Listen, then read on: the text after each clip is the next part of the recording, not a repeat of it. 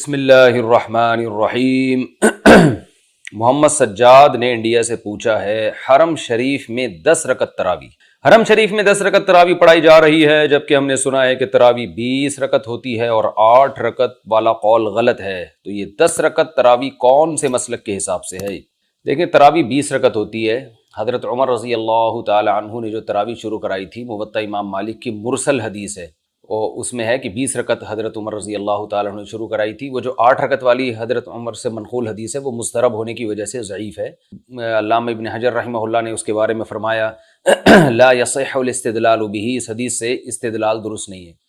اور وہ جو 8 رکعت موطا امام مالک کی حدیث ہے، 2 اور وجہ سے بھی وہ قابل اعتماد نہیں ہے۔ اس کی وجہ پہلی تو یہ کہ خود جو موطا امام مالک کی جو خود مؤلف ہیں امام مالک، وہ اس حدیث کو نہیں مانتے، اسی وجہ سے ان کا بھی 8 رکعت کا قول نہیں ہے۔ اور دوسری بات یہ کہ اس زمانے میں ہمیں کہیں بھی نہیں ملتا کہ صحابہ یا تابعین نے 8 رکعت تراویح پڑھی ہو، تو اس سے بھی پتہ چلتا ہے کہ حضرت عمر نے اگر 8 رکعت شروع کرائی ہوتی تو اس دنیا میں کہیں تو ہو رہی ہوتی نا، کہیں بھی نہیں ملتی، بلکہ اس کے خلاف ملتی ہیں۔ اور کثرت سے جو روایتیں ہمیں ملتی ہیں وہ 20 رکعت ملتی ہیں۔ اس کے بارے میں میرا ایک آڈیو بیان ہے، اس میں نے پوری روایتیں دھڑا دھڑ پڑھ کے سنائی ہیں لوگوں کو کہ کتنی زیادہ حدیثیں منقول ہیں صحابہ کرام سے 20 رکعت پر۔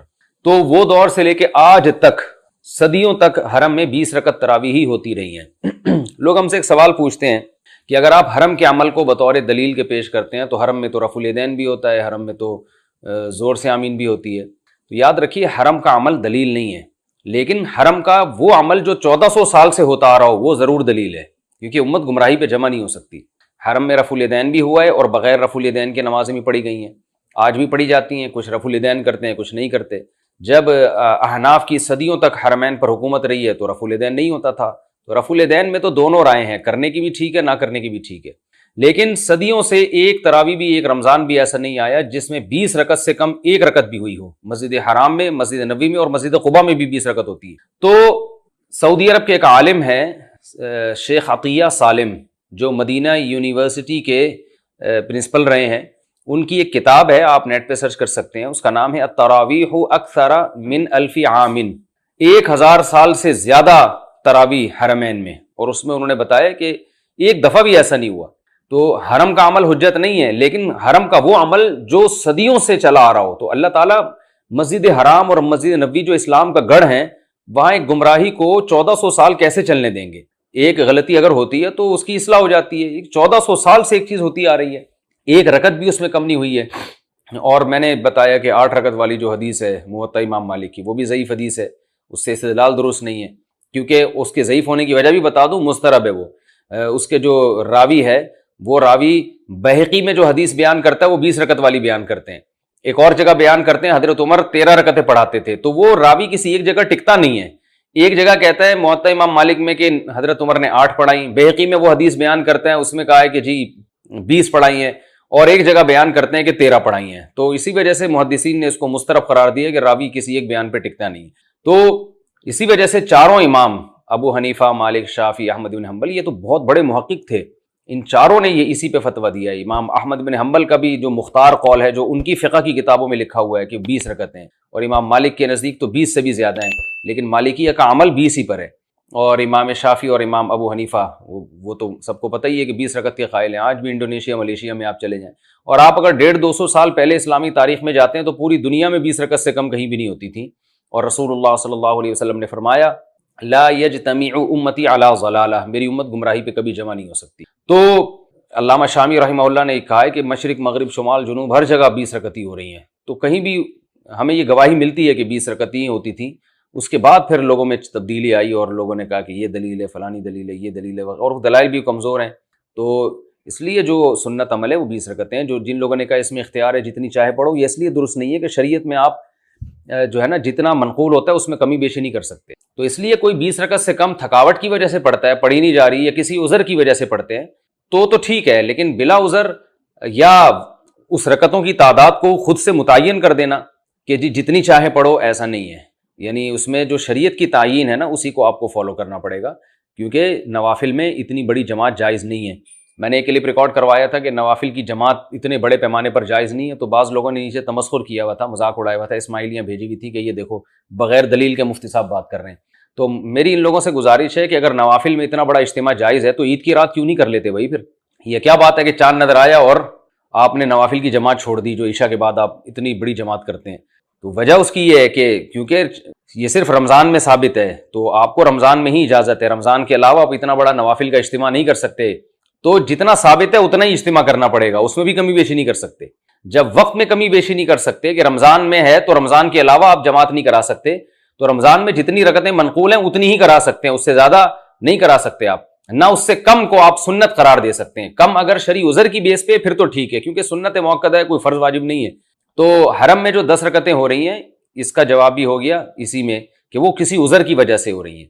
ارادہ تو ان کا یہ تھا کہ بالکل بھی نہ ہو، لیکن کہا کہ some thing is better than nothing, کہ وائرس پھیلا ہوا ہے اور لاک ڈاؤن کی وجہ سے مسائل کھڑے ہو رہے ہیں، تو انہوں نے کہا چلے جی آدھی تو ہو جائے تاکہ کچھ تو ہو، باقی لوگ گھر جا کے پڑھ لیں اپنی باقی رکعتیں، کوئی جماعت فرض تو نہیں ہے اس کی تراویح کی۔ کیا صرف 1 سال کے پیسوں پر زکوٰۃ دیں گے سونے پر جب 1 سال گزر جائے؟ اچھا، اسی میں یہ بھی ہے کہ یہ جو 8 رکعت پر صحیح بخاری کی حدیث سے استدلال کیا جاتا ہے کہ رسول اللہ صلی اللہ علیہ وسلم رمضان اور غیر رمضان میں 8 رکعت سے زیادہ نہیں پڑھتے تھے، اس کا تراویح سے کوئی تعلق نہیں، کیونکہ تراویح نبی صلی اللہ علیہ وسلم نے صرف 3 دفعہ پڑھی ہے اور وہ صرف رمضان میں پڑھی ہے، تو وہ کتنی پڑھی ہیں وہ کسی کو معلوم نہیں ہے، اس کے بارے میں کوئی مستند روایت نہیں ہے۔ حضرت عمر کے عمل سے پتہ چلتا ہے کہ 20 پڑھی ہوں گی، کیونکہ حضرت عمر بدعتی نہیں ہو سکتے کہ اپنی طرف سے رکعتیں متعین کر دیں۔ تو حضرت عمر نے جماعت بھی لی ہے نبی صلی اللہ علیہ وسلم سے، کہ نبی نے رمضان کی 3 راتوں میں جماعت سے اتنا بڑا کراؤڈ تھا نماز پڑھائی ہے، تو حضرت عمر نے وہیں سے جماعت بھی لی ہے، تو یہ ممکن نہیں ہے کہ جماعت وہاں سے لے لی، رکعتیں اپنی طرف سے فٹ کر دیں اس میں، ایسا نہیں ہو سکتا۔ کیا صرف 1 سال کے پیسوں پر زکوٰۃ دیں گے سونے پر جب 1 سال گزر جائے تو زکوٰۃ نکالتے ہیں؟ کیا اسی طریقے سے 1 سال میں جتنی سیلری آئی ہے صرف اس پر زکوٰۃ نکلے گی، یا جتنے پیسے پاس ہیں ان سب پر زکوٰۃ نکلے گی؟ سہیل بنگلور سے۔ بھائی جتنے پیسے پاس ہیں سب پہ زکوٰۃ ہوگی، ایک دن پہلے بھی جو پیسے آئے ہیں نا ان پر بھی دینی پڑے گی، اور ایک دن پہلے جو پیسے خرچ ہو گئے ان کی زکوٰۃ بھی ختم۔ اعتکاف میں آن لائن ٹیوشن پڑھانا، موجودہ وبا کی وجہ سے قاری صاحبان آن لائن ٹیوشن پڑھا رہے ہیں، تو کیا اعتکاف میں بیٹھ کر بھی آن لائن ٹیوشن پڑھا سکتے ہیں یا نہیں؟ عبداللہ پنجاب سے۔ بھائی پڑھا سکتے ہیں، قرآن ہے پڑھا سکتے ہیں، بے شک فیس لے کے ہی پڑھا رہے ہو، لیکن دل میں نیت دین کی خدمت کی کریں، ضمناً فیس بھی لے لیں، تو اصل نیت جو ہے نا پیسہ کمانا نہیں ہونا چاہیے، تو اصل نیت قرآن کی خدمت ہونی چاہیے۔ پھر اگر وہ تعلیم کی اجرت بھی لے لیں تو بھی ٹھیک ہے۔ میرا گلا بیٹھا ہوا ہے اس لیے میں اس اسٹائل میں بات کر رہا ہوں۔ فلیٹ کے لیے جمع شدہ رقم پر زکوٰۃ، میں نے فلیٹ خریدنے کے لیے کچھ رقم جمع کی ہے، کیا اس پر زکوٰۃ واجب ہوگی یا نہیں؟ عبداللہ کراچی سے۔ جی ہاں، رقم پہ بہرحال زکوٰۃ واجب ہوتی ہے، چاہے آپ نے فلیٹ کے لیے ہی کیوں نہ خریدی ہو، بلکہ شادی کرنے کے لیے بھی اگر آپ کے پاس پیسے رکھے ہوئے پھر بھی زکوٰۃ فرض۔ روزے میں غسل کا طریقہ، روزے میں غسل کا طریقہ کیا ہوگا؟ میں نے غسل کے دوران ناک کی نرم ہڈی تک پانی لے لیا تھا، اس کے بارے میں کیا حکم ہوگا؟ زہیب احمد انڈیا سے۔ بھائی روزے میں غرارہ نہ کریں، منہ بھر کے قلی کریں اور ناک میں نرم ہڈی تک پانی پہنچا دیں تو بس کافی ہے، بہت زیادہ اندر نہ کھینچیں اس کو۔ 15 شعبان کے بعد قضا روزے رکھنا، کیا 15 شعبان کے بعد قضا روزے رکھ سکتے ہیں؟ بنت عبداللہ انڈیا سے۔ جی رکھ سکتے ہیں، پہلے رکھ لیں تاکہ رمضان میں کمزوری نہ ہو۔ اپنا مسلک کب چھوڑ سکتے ہیں؟ کن موقع پر امام حنیفہ رحمہ اللہ کے مسلک کو چھوڑ کر دوسرے اماموں کو فالو کیا جا سکتا ہے؟ تفصیل سے وضاحت فرمائیں۔ حسان کے پی کے۔ دیکھیے، اپنے مسلک کو خواہشات کی بیس پہ چھوڑنا جائز نہیں ہے۔ جیسے میں نے بتایا تھا کہ ایک اہل حدیث کا فون آیا کہ ولی کی اجازت کے بغیر میں کسی لڑکی سے نکاح کرنا چاہتا ہوں، تو آپ کی کیا رائے ہے؟ میں نے کہا جائز ہے۔ پھر مجھے خیال ہوا، میں نے کہا آپ کا مسلک کیا؟ کہنے میں اہل حدیث۔ میں نے کہا آپ کے لیے جائز نہیں۔ کہنے لگے کیوں؟ قرآن حدیث کی روشنی میں آپ بتائیں۔ میں نے کہا اب تک قرآن حدیث کی روشنی آپ اہل حدیث علماء سے ڈلوا رہے تھے اپنے اوپر، اب حنفی عالم سے کیوں ڈلوا رہے ہو؟ تو اس کا مطلب آپ کا مقصد حق کی تلاش نہیں ہے، آپ خواہشات کے غلام ہو۔ فقہ حنفی میں تو ولی کی اجازت کے بغیر نکاح جائز ہے، تو لیکن آپ جس فقہ کو فالو کر رہے ہو اس میں جائز نہیں ہے، تو ایک ہی کو فالو کریں ساری زندگی، اور اگر چینج کرنا ہے تو پھر پورا چینج کریں، آدھا ادھر سے آدھا ادھر سے آدھا ادھر سے، یہ اس کی علامت ہوتی ہے کہ آپ خواہشات کے غلام ہیں۔ تو اسی بیس پہ علماء کا یہ قول ہے کہ کوئی حنفی، شافعی یا مالکی یا حنبلی مسلک کو فالو کرتا ہے تو پھر وہ اسی کو فالو کرے۔ ہاں، جہاں شدید ضرورت ہو، گنجائش ہو، وہاں اس مسلک کے علماء خود فتویٰ دے دیتے ہیں، وہ خود اجازت دے دیتے ہیں کہ آپ دوسرے فقہ کو فالو کر سکتے ہیں، اپنی طرف سے آپ کو اجازت نہیں ہے اس کی، وہ خود بعض صورتوں میں اجازت دے دیتے ہیں۔ وہ کون کون سی صورتیں ہیں وہ فقہ میں پڑھائی جاتی ہیں، جب مدارس میں پڑھتے ہیں مفتیان کرام تو ان کو بتائی جاتی ہیں، وہ ایک تفصیلی موضوع ہے۔ تو اگر کوئی شدید مجبوری ہو تو پھر اس میں علماء خود ایک اصول اور ضابطے ہیں، ان اصول اور ضابطوں کی روشنی میں فتویٰ دے دیا جاتا ہے، خود سے عامی آدمی کے لیے جائز نہیں ہے، کیونکہ پھر یہ ایک شہوت پرستی کا دروازہ کھل جاتا ہے اس سے، اور دین جو ہے نا وہ ایک مذاق بن جاتا ہے اس صورت میں۔ تراوی میں پورا قرآن سننے کی فضیلت، کیا تراوی میں قرآن پاک سننے کی علیحدہ سے کوئی فضیلت ہے؟ اگر چھوٹی صورتوں سے تراوی پڑھی جائے تو اس میں ثواب میں کمی تو نہیں آئے گی؟ صحبان اسلام آباد، چھوٹی صورتوں سے تراوی پڑھیں گے تو بھی تراوی ہو جائے گی، لیکن تراوی میں پورا قرآن سننا یہ سنت عمل ہے۔ وجہ اس کی دلیل یہ ہے کہ ایک تو نبی صلی اللہ علیہ وسلم جبریل کے ساتھ قرآن کا دور فرمایا کرتے تھے رمضان میں، اور اصل تو دلیل ہے حضرت عمر کا عمل، کہ حضرت عمر نے جب صحابہ کو ایک امام کے پیچھے جمع کیا تو وہ حافظ قرآن تھے، تو صحابہ کا مقصد حافظ قرآن کے پیچھے نماز پڑھنے کا مطلب ہی یہی تھا کہ قرآن مکمل ہو جائے۔ وجہ اس کی یہ کہ ویسے تو صحابہ بھی اپنے طور پہ نماز پڑھ سکتے تھے نا تراوی، تو حضرت عمر جب مسجد میں آئے دیکھا سب لوگ کسی نہ کسی قاری کے پیچھے نماز پڑھ رہے ہیں، تو حضرت عمر نے سب کو ایک پہ جمع کر دیا۔ تو صحابہ جو پہلے الگ الگ قاریوں کے پیچھے نماز پڑھ رہے تھے ان کا مقصد بھی قرآن سننا تھا، کیونکہ وہ خود سے ہر ایک حافظ نہیں تھا۔ تو بعد میں ابی بن کعب کے پیچھے جب نماز پڑھی ہے تو وہ بھی اسی وجہ سے کہ سب کا قرآن کمپلیٹ ہو جائے، کیونکہ صحابہ سارے حافظ نہیں تھے، تو وہ حافظ کے پیچھے تو اس لیے پڑھا جاتا ہے نا کہ قرآن ہو جائے۔ تو اسی سے علماء نے استدلال کیا ہے کہ رمضان میں تراوی میں قرآن کا کم سے کم ایک دور مکمل کر لینا یہ سنت عمل ہے۔ روزے میں احتلام، اگر کسی کو روزے میں احتلام ہو جائے اور اسے ڈاکٹر نے نہانے سے منع کیا ہو تو کیا وہ روزہ رکھ سکتا ہے؟ عامر صاحب انڈیا سے۔ روزے کا احتلام سے کوئی تعلق نہیں ہے، روزہ غسل یعنی حالت جنابت میں بھی ہو جاتا ہے، روزے میں طہارت ضروری نہیں ہے، البتہ ڈاکٹر نے منع کیا ہے تو ٹھنڈے سے منع کیا ہوگا، گرم سے نہا لو بھائی۔ اچھا بھائی، لیڈیز کسٹمرز کو دیکھنا کیسا ہے؟ بہت ڈینجرس سوال ہے۔ لقمان صاحب لاہور سے پوچھتے ہیں، کپڑے کی دکان پر جب کام کرنے آتے ہیں، اب لقمان صاحب اگر آپ شادی شدہ ہیں تو اب آپ کی خیر نہیں ہے گھر میں، کپڑے کی دکان پر جب کام کرتے ہیں تو لیڈیز کسٹمر بھی آتی ہیں اور انہیں دیکھنا بھی پڑ جاتا ہے، کیا یہ بد نظری ہوگی؟ اگر صرف کسٹمر کی نیت سے دیکھیں، یعنی ان کا مقصد کسٹمر کی نظر سے دیکھیں تو کیا حکم ہوگا؟ یعنی there are a lot of types of نظرز، یعنی دیکھنے کی بھی بہت ساری قسمیں دریافت ہو گئی ہیں، کس نظر سے آپ دیکھتے ہیں۔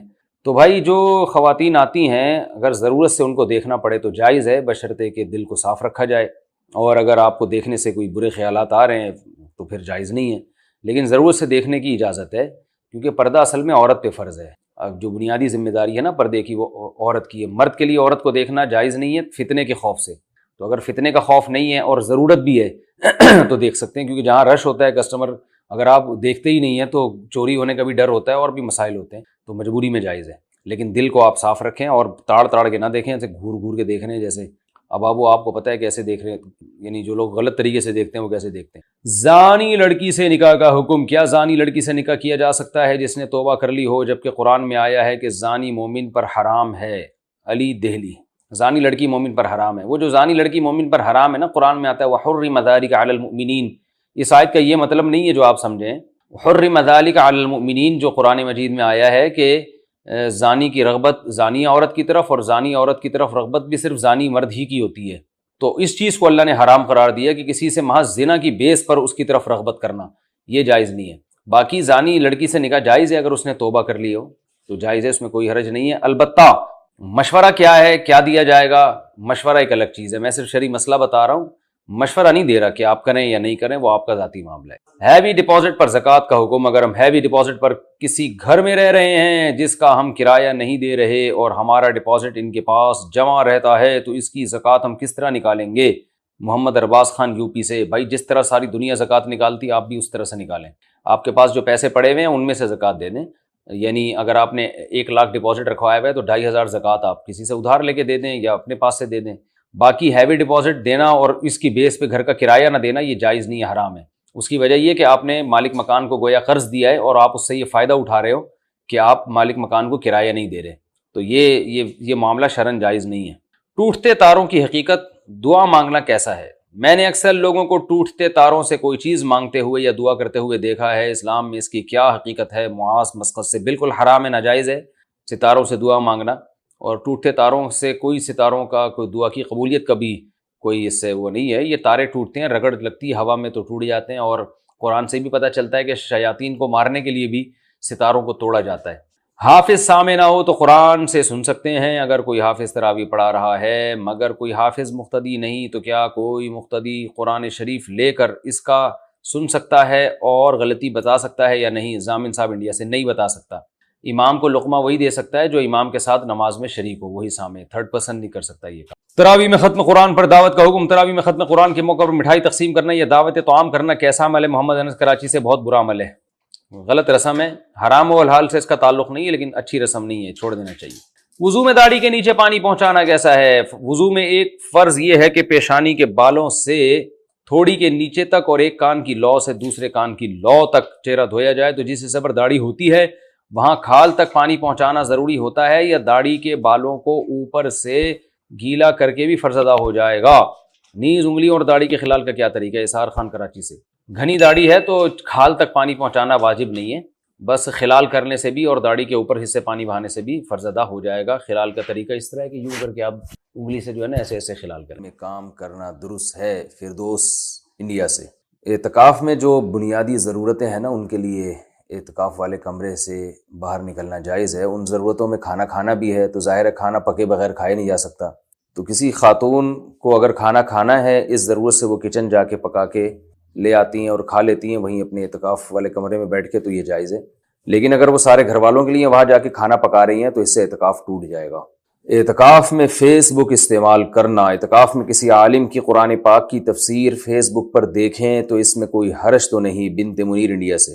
اعتکاف ہو یا اعتکاف سے باہر ہو، فیس بک کا استعمال اچھا بھی ہو سکتا ہے برا بھی، تو اچھا استعمال اعتکاف میں بھی جائز ہے اور اعتکاف سے باہر بھی جائز ہے۔ جو برا استعمال ہے وہ جیسے باہر جائز نہیں ہے تو اعتکاف میں تو اور بھی زیادہ جائز نہیں ہے۔ تو اس لیے اس میں اگر کوئی اچھی چیز دیکھی جا رہی ہے، بیان وغیرہ سنا جا رہا ہے، کوئی دینی پروگرام دیکھا جا رہا ہے تو ٹھیک ہے، ورنہ ٹھیک نہیں ہے۔ کیا مرنے والے کی بات پوری کرنا لازم ہے؟ میں خالہ کی، یہ سارے مسائل جو ہے نا یہ آج کل انہی چیزوں سے متعلق آ رہے ہیں۔ رمضان میں بھی کہہ رہے ہیں میں خالہ کی لڑکی کو پسند کرتا ہوں، مجھے پسند کرتی ہے، ہم شادی کرنا چاہتے ہیں، لیکن والدے کہتے تھے کہ میں اپنی لڑکی کی شادی رشتہ داروں میں نہیں کروں گا۔ اب ان کی وفات کے بعد خالہ اس رشتے پر تیار نہیں ہے، کیا کرنے؟ مرنے والوں کی بات پوری کرنا شرعاً ضروری ہے؟ محمد حافظ، مظفر نگر۔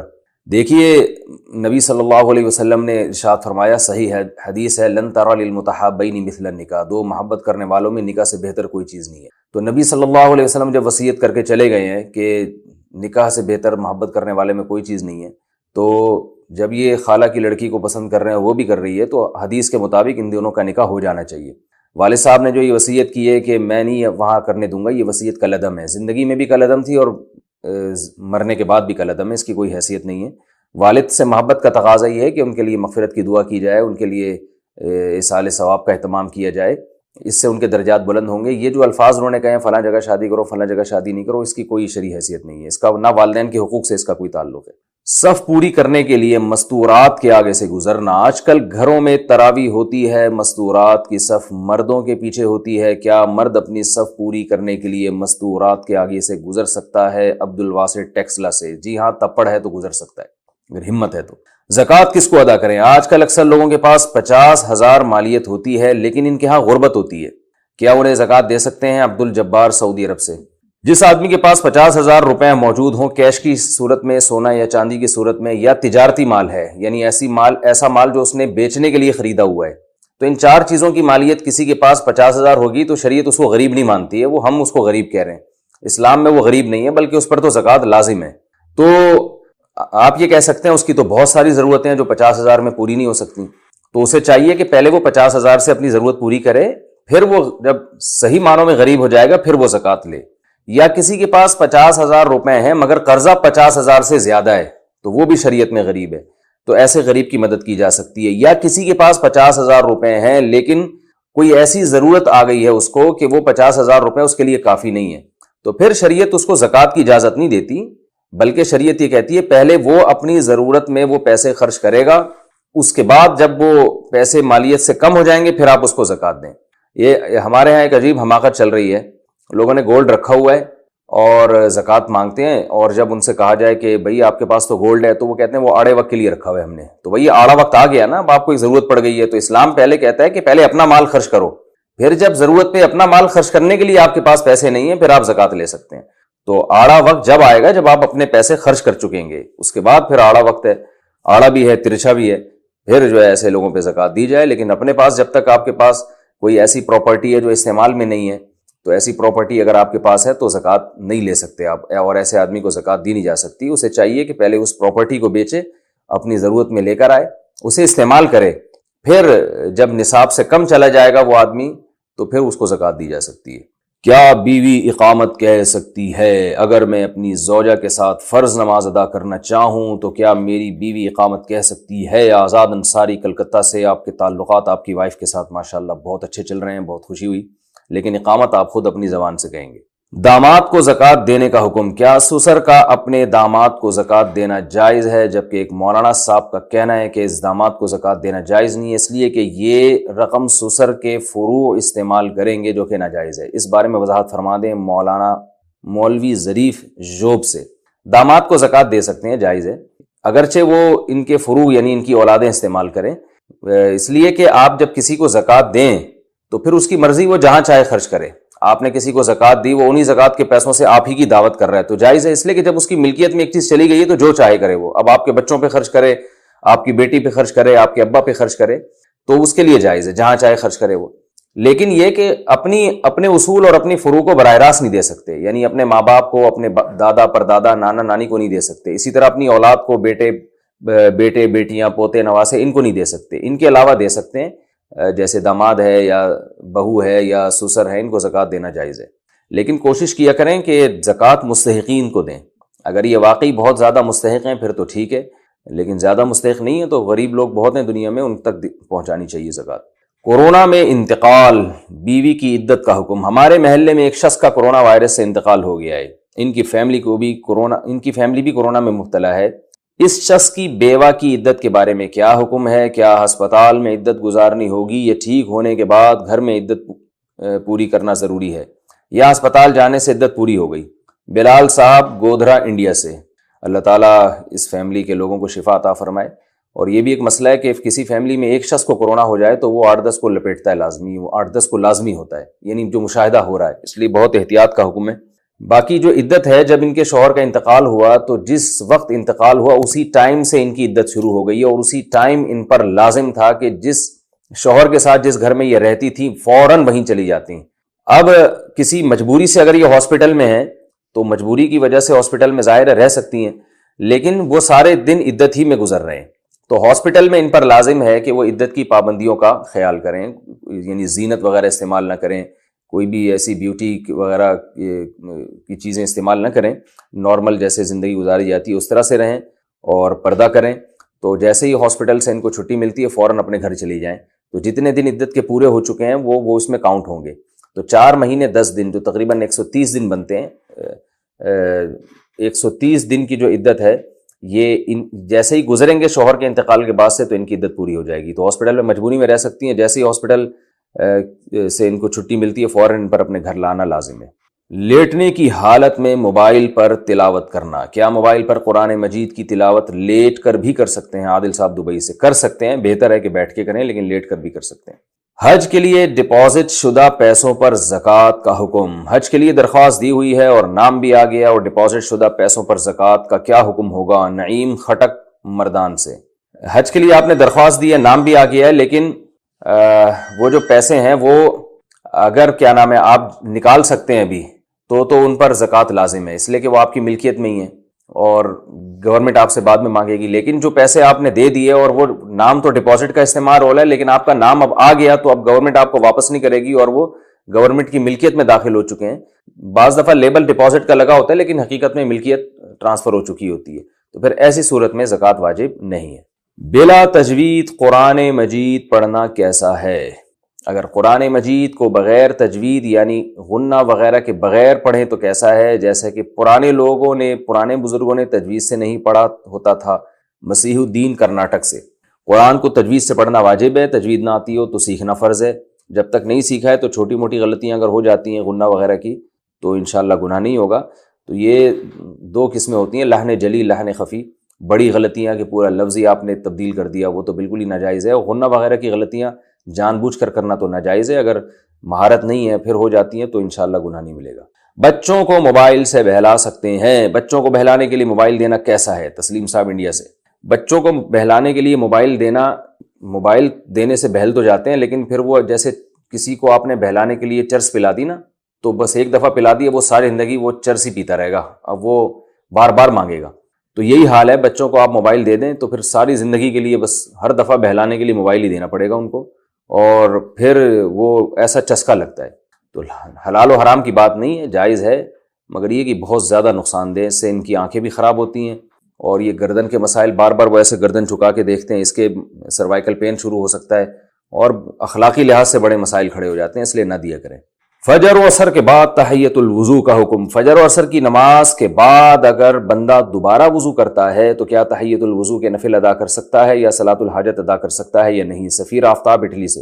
نبی صلی اللہ علیہ وسلم سے فجر اور عصر کے بعد نوافل پڑھنا ثابت نہیں ہے، تو یہ تحیۃ الوضو اور تحیۃ المسجد بھی چونکہ نفل نماز ہیں، لہذا ان کو بھی فجر یا عصر کے بعد پڑھنا جائز نہیں ہے۔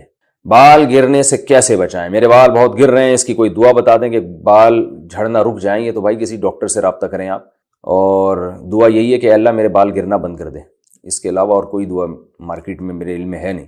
کیا سردیوں میں گندم ذخیرہ کر سکتے ہیں؟ آج کل گندم کی کٹائی کے دن ہیں، اگر ابھی گندم نہ فروخت کی جائے اور سردیوں میں جب ریٹ بڑھ جائیں اس وقت فروخت کی جائے تو یہ جائز ہوگا یا نہیں؟ ایمن صاحب تلگنگ سے۔ جی ہاں، جائز ہے۔ ذخیرہ اندوزی اس وقت حرام اور ناجائز ہے جب لوگوں کی بنیادی ضرورت بھی پوری نہ ہو رہی ہو۔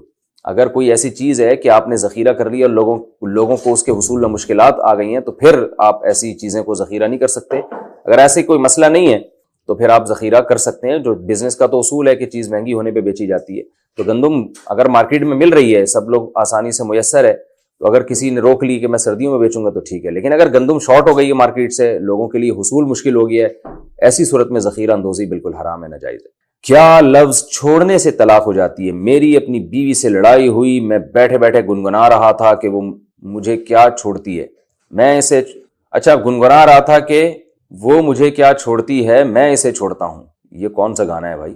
اور مجھے علم نہیں تھا کہ چھوڑنے کے لفظ سے طلاق ہو جاتی ہے، اور میری نیت طلاق کی تھی، صورت میں کیا حکم ہوگا؟ وسیم صاحب انڈیا سے۔ یہ جو چھوڑنے کا لفظ ہے نا، اس میں اگر کوئی قرینہ ہو جس سے پتہ چل رہا ہو کہ اس کی نیت طلاق کی نہیں تھی تو پھر طلاق واقع نہیں ہوتی، اور اگر سیاق و سباق سے پتہ چل رہا ہو کہ طلاق ہی کی نیت تھی تو طلاق واقع ہو جاتی ہے۔ آپ خود کہہ رہے ہیں آپ تو گانا گا رہے تھے تو، اور آپ کی نیت نہیں تھی طلاق کی، تو پھر طلاق واقع نہیں ہوئی ہے، لیکن گانے وانے کا نہ گایا کریں۔ تراویح میں ایک سانس میں سورہ فاتحہ کا پڑھنا۔ تراویح میں امام صاحب کا سورہ فاتحہ ایک سانس میں پڑھنا کیسا ہے؟ محمد صاحب پشاور سے۔ اگر ایک سانس کی بات نہیں ہے، سورہ فاتحہ ایک سانس میں پڑھنا بھی جائز ہے۔ سوال یہ ہونا چاہیے بہت تیز اسپیڈ میں پڑھنا کیسا ہے؟ اگر اسپیڈ اتنی ہے کہ سمجھ میں نہیں آ رہا، کہ الفاظ ہی پورے واضح نہیں ہو رہے تو پھر تو ناجائز ہے، اور اگر الفاظ واضح ہو رہے ہیں، ایک لفظ سمجھ میں آ رہا ہے تو پھر جائز ہے، لیکن بہتر نہیں ہے۔ اعتکاف میں کیا کام کرنے چاہیے؟ معتکف کو کیا کام کرنے چاہیے اور کن کاموں سے بچنا چاہیے؟ بنت عبد الجبار انڈیا سے۔ پہلی بات تو ان کاموں سے بچنا چاہیے جس سے اعتکاف ٹوٹ جاتا ہے۔ اعتکاف میں لوگ بلا وجہ مسجد سے کے صحن سے باہر نکل جاتے ہیں، واش روم میں جاتے ہیں تو واش روم سے باہر آ کے کسی سے گپ شپ لگانا شروع کر دیتے ہیں، تو ہر وہ کام جس سے اعتکاف ٹوٹتا ہے اس سے بچنا چاہیے۔ دوسرا، اعتکاف میں غیبتوں سے بچنا چاہیے، بد نظری سے بچنا چاہیے۔ اعتکاف میں بھی لوگ آج کل جو ہے وہ واٹس ایپ پہ اور فیس بک پہ لڑکیوں سے چیٹنگ کر رہے ہوتے ہیں، جو بہت زیادہ بیہودہ حرکت ہے، اور جو ہے غیبت سے بچیں آپ، اور اس میں جو ہے کہ بد نظری سے بچیں آپ۔ جماعت کی نماز تکبیر اولیٰ چھوڑنے سے بچیں آپ، مسجد میں رہتے ہوئے بھی تکبیر اولیٰ سے نماز نہیں ہو رہی ہے تو کتنی حرج کی بات ہے۔ باقی یہ کہ اپنے شیڈول کو اعتکاف میں متعین کرنا چاہیے، کہ پہلے سے یہ فیصلہ کر لینا چاہیے میں نے یہ 10 دن کیسے گزارنے ہیں، تو اس میں کتنی تسبیحات پڑھنی ہے، کتنی تلاوت کرنی ہے، اور کیا کیا سیکھنا ہے، یہ سب شیڈول پہلے سے ہوگا تو آپ کا اعتکاف میں ٹائم ویسٹ نہیں ہوگا۔ لوگوں کو پتہ ہی نہیں ہوتا، جانے کے بعد سوچ رہے ہوتے ہیں ہم نے کرنا کیا، تو سوچنے میں 5 دن گزر جاتے ہیں، پھر 5 دن کے بعد خیال آتا ہے کہ 5 رہ گئے تو اب کیا شیڈول بنانا۔ تو اس لیے پہلے سے اعتکاف میں بیٹھنے سے پہلے اپنی ترتیب بنایا، وہ ترتیب اتنی مشکل نہ ہو کہ اس پر عمل ہی نہ ہو سکے۔ ایک صاحب نے اپنا مجھے شیڈول بتایا اعتکاف کا، اتنی تسبیحات، اتنی تلاوت، میں نے کہا بھائی یہ چلے گا نہیں، 2 دن کے بعد آپ خود ہی چھوڑ چھاڑ کے بھاگ جائیں گے۔ تو احب الاعمال ما داوم علیہا صاحبھا وان قل، حدیث میں آتا ہے اللہ کو سب سے زیادہ وہ عمل محبوب ہے جو تھوڑا ہو لیکن پابندی کے ساتھ ہو۔ تو تسبیحات رکھیں، تلاوت رکھیں، اور سب سے بڑی بات یہ ہے کہ یہ فیصلہ کریں کہ بھئی اعتکاف میں ہم نے گناہوں سے توبہ کرنی ہے۔ جب ہم 10 دن بعد مسجد سے نکلیں گے، یا خواتین جو اعتکاف کے کمرے میں بیٹھتی ہیں، ہم جب 10 دن بعد اعتکاف ختم ہوگا تو ہمارے اندر چینجنگ آنی چاہیے، کوئی نہ کوئی گناہ ہماری زندگی سے ختم ہونا چاہیے۔ نسوار سے روزے کا حکم، کیا نسوار سے روزہ ٹوٹتا ہے یا نہیں؟ محسن ایبٹ عباس سے۔ نسوار جب آپ رکھیں گے تو ذرا سبھی اگر اس کا ذائقہ حلق میں چلا گیا تو روزہ ٹوٹ جائے گا۔ اس لیے علماء کہتے ہیں کہ حلق میں ذائقہ چلا گیا تو بہرحال روزہ ٹوٹ گیا، ذائقہ نہیں گیا تو چونکہ خطرہ بہرحال ہوتا ہے اس لیے مکروہ ہے، ناپسندیدہ ہے۔ رکھنے سے روزہ تو نہیں ٹوٹے گا، لیکن کیونکہ اس بات کا پورا امکان ہوتا ہے کہ حلق میں ذرات پہنچ جائیں، اس لیے اس کو مکروہ اور ناپسندیدہ عمل کہا جائے گا۔ نسوار ویسے بھی ناپسندیدہ چیز ہے، کوئی اچھی چیز نہیں ہے۔ ہر نشے کی چیز جس میں بھی اس طرح کی کوئی وہ وقتی طور پر انسان کو ریلیکس کر دیتی ہو، یہ ساری چیزیں صحت کے لیے نقصان دہ ہیں، تو ناپسندیدہ ہیں، تو روزے میں اور زیادہ ناپسندیدہ ہے، لیکن حرام نہیں کہہ سکتے۔ ایک روزے کا فدیہ کتنا ہوتا ہے؟ شفق نور: ایک روزے کا فدیہ ہے ایک غریب کو 2 ٹائم کا کھانا کھلانا، یا 2.25 کلو گندم، بعض علماء کے نزدیک اور بعض کے نزدیک 2.25 کلو گندم، تو ہماری رائے میں 2.25 کلو والا قول زیادہ یعنی دلیل سے زیادہ قوی ہے، لیکن بہت سے علماء 2.25 کلو گندم بھی کہتے ہیں، تو 2.25 کلو گندم یا 2.25 کلو یہ دے دیں، یا اس کی قیمت کسی غریب کو دے دیں، اور اگر کھجور میں دینا چاہیں، کشمش میں، تو اس کا دگنا، یعنی جتنی گندم ہے اس کا دگنا، اور یا اس کی قیمت دے دیں، تو ایک روزے کا فدیہ ادا ہو جائے گا۔ لیکن یاد رکھیں کہ روزے کا فدیہ اس شخص پر لازم ہے جو ساری زندگی روزہ رکھ ہی نہ سکتا ہو اور قضا بھی نہ رکھ سکتا ہو، سردیوں میں بھی نہ رکھ سکتا ہو۔ اگر کوئی روزہ رکھ سکتا ہے بعد میں، ابھی نہیں رکھ سکتا لیکن دسمبر میں رکھ سکتا ہے، تو اس پر فدیہ نہیں، اس کو قضا ہی رکھنی پڑے گی۔ کیا روزہ دار ناک میں وکس لگا سکتا ہے؟ روزے دار کا ناک میں وکس لگانا کیسا ہے؟ محمد آصف، پونے انڈیا، پتہ نہیں پونے انڈیا کیا ہے، اب تک تو پورا انڈیا ہی ہم سن رہے تھے۔ خیر، ناک میں وکس لگانا اس لیے جائز نہیں ہے کہ اس کے خطرات ہوتے ہیں کہ وکس کے ذرات آپ کے حلق میں پہنچ جائیں، تو صرف ناک میں وکس لگانے سے تو روزہ نہیں ٹوٹے گا، لیکن اس کے خطرات چونکہ پورے موجود ہیں کہ اس کے ذرات سانس کے ذریعے حلق میں جائیں، اس لیے اس عمل کو بہرحال ناجائز کہا جائے گا۔ روزہ کس چیز سے کھولیں؟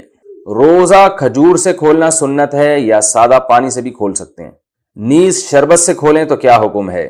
تہذیب صاحب: بھائی آپ جس چیز سے روزہ کھولیں آپ کی مرضی ہے، کھجور سے بہتر ہے، سادہ پانی سے بھی بہتر ہے، حدیث میں ترغیب ہے اس کی، لیکن آپ جس چیز سے چاہیں کھولیں جو آپ کو اچھا لگے۔ حج نہ ہونا علامت قیامت: کیا حج کا نہ ہونا علامت قیامت میں سے ہے؟ مظفر احمد کشمیر سے: حج کا نہ ہونا یقیناً قیامت کی علامات میں سے ہے، مگر کورونا کی وجہ سے حج کا نہ ہونا کا قیامت کی علامت سے کوئی تعلق نہیں ہے۔ وہ جب اسلام دنیا میں کمزور ہو جائے گا، بیت اللہ کو ڈھا دیا جائے گا، اور ایسے وقت میں جو حج ختم ہوگا وہ یعنی قیامت کی علامت ہے۔ کسی انتظامی معاملے کی وجہ سے اگر گورنمنٹ پابندی لگا دیتی ہے حج کرنے پر، جیسے ایک بیماری پھیلی ہے، وبا پھیلی ہے، اس بیس پہ اگر پابندی لگاتی ہے تو یہ والا حج رکنا علامت قیامت میں سے نہیں ہے۔ تراویح پڑھائے جانے پر زکوٰۃ سے ہدیہ دینا: جو مرد کسی مولوی کے پیچھے تراویح کی نماز پڑھتے ہیں، ان کو جو ہدیہ اپنی دلی خوشی سے دیتے ہیں، کیا وہ زکوٰۃ کے پیسوں سے دے سکتے ہیں؟ ثنا سلیم کراچی سے: تراویح کی اجرت حرام اور ناجائز ہے، بالکل یہ ذہن میں رکھیں۔ آج کل یہ بہت ہو گیا کہ اس کو بھی ایک کاروبار بنا لیا قاریوں نے، تراویح پڑھا کے پیسے لیتے ہیں، طے ہو رہا ہوتا ہے اتنے پیسوں میں پڑھاؤں گا۔ تو اس لیے جو بھی تراویح پڑھانے کے لیے قاری حافظ آ رہا ہے، آپ اس کو پہلے بتا دیں کہ ہمارے ہاں تراویح پڑھانے میں ثواب کے علاوہ کچھ بھی نہیں ملتا، صرف ثواب ملے گا اور 1 روپیہ بھی نہیں ملے گا آپ کو، اور اس کو اچھی طرح سے مایوس کر دیں۔ تو پھر بھی اگر وہ پڑھا رہا ہے تو اس کا مطلب مخلص ہے۔ پھر ختم قرآن پر اپنی خوشی سے کسی کو کوئی بھی ہدیہ دینا چاہے تو گورنمنٹ کی طرف سے بھی کوئی پابندی نہیں ہے، اللہ کی طرف سے بھی پابندی نہیں ہے، تو اس میں اگر وہ زکوٰۃ کا مستحق ہے تو زکوٰۃ بھی دے سکتے ہیں اس کو، زکوٰۃ کا مستحق نہیں ہے تو ویسے ہی کوئی گفٹ دے دیں، لیکن اس رسم کو بہرحال ختم کرنا چاہیے کیونکہ یہ ایک بزنس بن چکا ہے۔ اللہ تعالیٰ عمل کی توفیق عطا فرمائے۔ چلیں، سوال پوچھا ہے جی، زوال کے وقت سجدہ نہیں کر سکتے تو کیا تلاوت قرآن بھی نہیں کر سکتے، یا وہ کر سکتے ہیں؟ ذیشان صاحب ایبٹ آباد سے: جی زوال کے وقت تلاوت کر سکتے ہیں، اس میں کوئی حرج نہیں۔ منہ میں نسوار رکھ کر ذکر کر سکتے ہیں؟ نواب زر ایبٹ آباد۔ آج کل ایبٹ آباد سے لوگ بہت مسائل پوچھ رہے ہیں، کہہ رہے ہیں جی کیا منہ میں نسوار رکھ کر ذکر کرنا جائز ہے؟ جی ہاں بھائی جائز ہے، البتہ منہ میں نسوار رکھنا کوئی اچھا کام نہیں ہے شریعت میں، ذکر کرنا بہرحال جائز ہے، اور بہتر یہی ہے کہ منہ صاف کریں، اور کیونکہ نسوار میں بہرحال ایک بو ہوتی ہے، جیسے پان ہے، نسوار ہے، یہ سب چیزیں جو ہے انسان کی زینت کو خراب کر دیتی ہیں، تو لیکن جائز ہے۔ بوتل سے منہ لگا کر پانی پینا کیسا ہے؟ کیا بوتل سے منہ لگا کر پانی پینا گناہ ہے یا گلاس میں پینا چاہیے؟ افضان شیخ انڈیا سے: بوتل سے براہ راست منہ لگا کر پانی پینے سے نبی صلی اللہ علیہ وسلم نے منع کیا ہے، اور علماء کہتے ہیں یہ منع یہ کوئی حرام کے درجے میں منع نہیں ہے، کراہت کے درجے میں ہے، لہذا یہ مکروہ ناپسندیدہ عمل ہے، جائز ہے مگر ناپسندیدہ ہے، اس لیے گلاس میں ڈال کر تمیز سے پینا چاہیے، لیکن مجبوری ہو یا گلاس نہیں مل رہا ہو تو جائز بھی ہے، بہت زیادہ ٹینشن نہیں لینی چاہیے اس کی، افضل یہی ہے، آداب کا تقاضا یہی ہے کہ گلاس میں ڈالیں اور پھر تمیز سے بیٹھ کے۔ رنگ ٹون پر تلاوت یا نعت لگا سکتے ہیں؟ تہذیب انور: کیا موبائل کی ٹون پر تلاوت یا نعت لگا سکتے ہیں؟ تلاوت تو بالکل بھی ٹھیک نہیں ہے، کیونکہ وہ اس کو تلاوت کو جو ہے نا ایک محض اپنے آپ کو بیدار کرنے کے لیے، اس میں تلاوت سننا مقصد نہیں ہوتا، آیت کمپلیٹ بھی نہیں ہوتی، اس کو فوراً بند کر دیا جاتا ہے، بے ادبی ہے، نعت کی بھی بے ادبی ہے یہ۔ تو تلاوت کا معاملہ چونکہ زیادہ حساس ہے، اس لیے اس کو تو بالکل ٹھیک نہیں ہے۔ نعت لگانا بھی میرا خیال یہی ہے کہ نعت کی ایک قسم کی اس میں توہین ہے۔ نعت جب ہو تو ادب تمیز کے ساتھ بیٹھ کے سنا جائے اس کو۔ یہ کیا رنگ ٹون میں بار بار وہی نعت آتی ہے، پھر اس کو بند کر دیتے ہیں لوگ، وہ بس یہ توجہ دلانے کے لیے کہ کسی کا فون آ رہا ہے، تو فون آنے کے لیے کوئی بھی ٹون لگا دیں، نعت اور تلاوت کا سہارا کیوں لیتے؟ موبائل میں قرآن سننے کا ثواب، قرآن پڑھنے پر ایک حرف پر جو 10 نیکیاں ملتی ہیں، یہ صرف پڑھنے کا ثواب ہے یا قرآن سننے سے بھی یہی ثواب ملتا ہے؟ اور موبائل پر قرآن سننے کا ثواب ہے یا نہیں؟ حامد صاحب انڈیا سے۔ دیکھیں، قرآن پڑھنے پر تو 10 نیکیاں کا حدیث میں ذکر ہے، لیکن سننے کی کوئی حدیث میری نظر سے نہیں گزری، تو پڑھنے کا ثواب زیادہ ہے، سننے کا اپنا ثواب ہے۔ اول تو کوشش یہی ہونی چاہیے کہ پڑھا جائے، لیکن نبی صلی اللہ علیہ وسلم سے بہرحال یہ ثابت ہے کہ آپ نے بعض دفعہ قرآن صحابی کو حکم دیا، حضرت ابو موسیٰ اشعری کو حکم دیا آپ نے کہ آپ تلاوت کرو، میں خود سنوں گا، تو سننا بھی سنت ہے۔ تو عمومی ماحول تو قرآن کی تلاوت پڑھنے ہی کا، تلاوت کرنے کا ہی ہونا چاہیے، یعنی عمومی معمول، اور اگر سننا چاہیں گے تو اس میں بھی انشاءاللہ ثواب ملے گا، اور بہتر تو ہے کہ کسی قاری کو بٹھا کے سنا جائے، اس کا ثواب زیادہ ہے۔ موبائل پہ بھی سن سکتے ہیں، جو ریکارڈنگ ہے وہ بھی سن سکتے ہیں، اس کا بھی ثواب ہے، الگ نوعیت کا ثواب ہے۔ سننے کا ثواب الگ قسم کا ہے، پڑھنے کا ثواب الگ قسم کا ہے، لیکن ایسی کوئی حدیث میری نظر سے نہیں گزری کہ سننے پر بھی 10 نیکیاں ملتی ہیں۔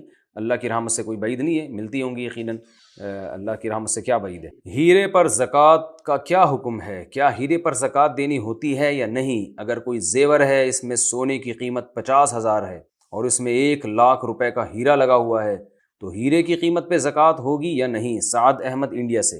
سونے پر تو بہرحال زکوٰۃ دینی ہوگی، لیکن جو ہیرا ہے وہ اگر بیچنے کے لیے خریدا تھا آپ نے تو اس پر زکوٰۃ واجب ہوگی، اگر بیچنے کے لیے نہیں خریدا تو پھر کتنا ہی قیمتی ہو اس پر زکوٰۃ لازم نہیں ہوتی۔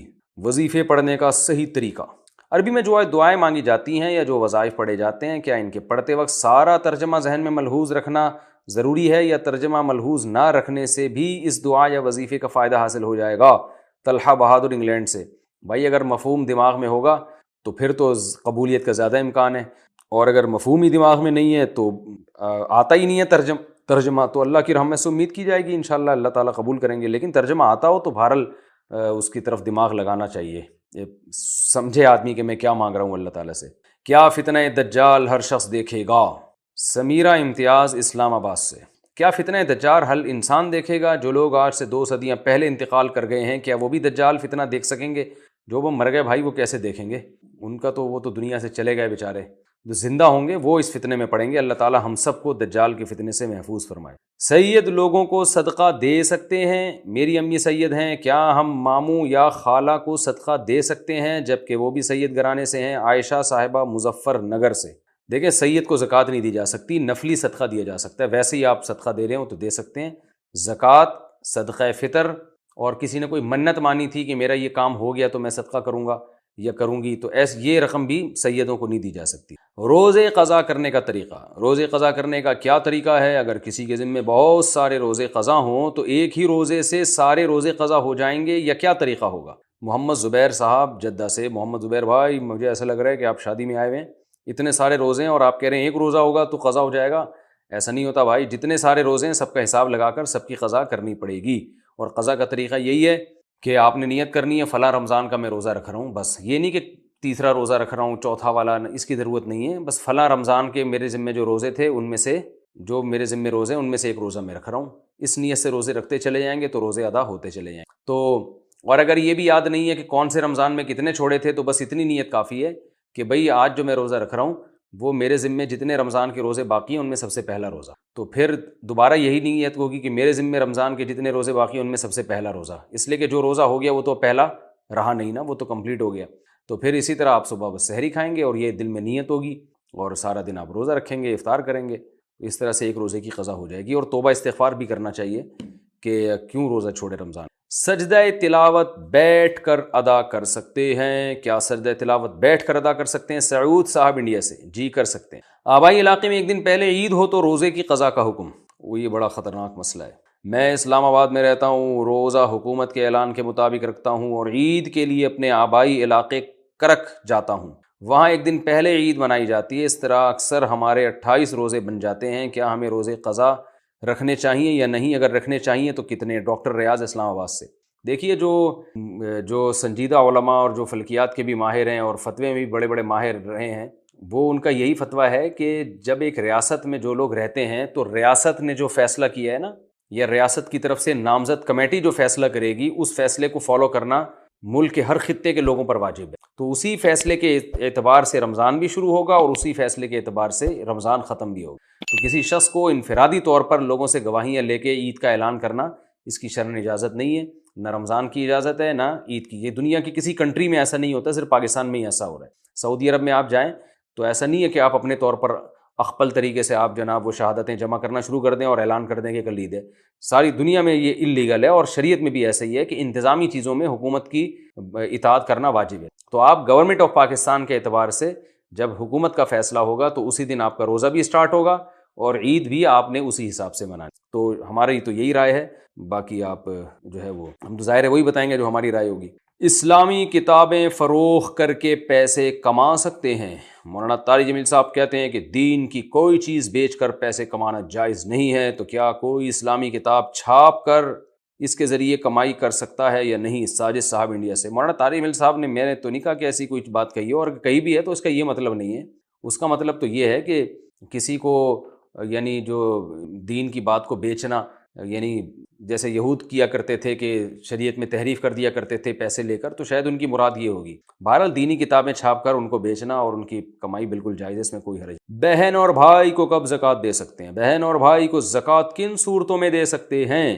بہن کے پاس سونا نہیں ہے اور ان کے شوہر کے اوپر بھاری قرضہ بھی ہے، اگرچہ ان کے گھر پر موٹر سائیکل بھی ہے اور ضرورت سے زیادہ اشیاء کی قیمت بھی 40,000 یا اس سے زیادہ ہے، کیا اس صورت میں بہن کو زکوٰۃ دے سکتے ہیں؟ خالد صاحب پشاور سے۔